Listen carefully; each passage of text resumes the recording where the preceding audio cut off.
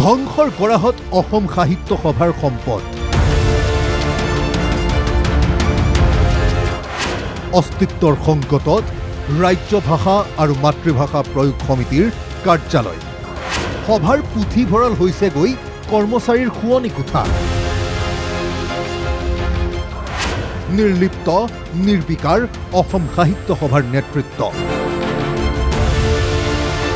মহানগৰীৰ শিলপুখুৰীৰ মহেন্দ্ৰলাল বৰুৱা পথত অৱস্থিত অসম সাহিত্য সভাৰ ৰাজ্য ভাষা আৰু মাতৃভাষা প্ৰয়োগ সমিতিৰ কাৰ্যালয়ৰ বৰ্তমানৰ অৱস্থা এয়া।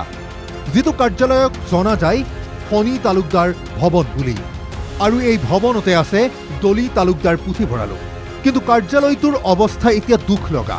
ধৰিবই নোৱাৰি এইটো যে অসম সাহিত্য সভাৰ ৰাজ্য ভাষা আৰু মাতৃভাষা প্ৰয়োগ সমিতিৰ কাৰ্যালয়। কাৰণ নামফলক এখনো নাই কাৰ্যালয়টোৰ সন্মুখত। কোনেও নাজানে এই স্থানত যে সাহিত্য সভাৰ এটা বিশেষ কাৰ্যালয়ো আছে। কেৱল সিমানেই নহয়, বহু আপুৰুগীয়া গ্ৰন্থ ৰচনাৱলী থকা অধ্যয়ন কক্ষ এতিয়া হৈ পৰিছে সভাৰ কৰ্মচাৰীৰ শুৱনি কোঠা। অথচ এইসমূহ অধ্যয়ন কক্ষত এদিন ভৰি আছিল গৱেষক ছাত্ৰ ছাত্ৰীৰে।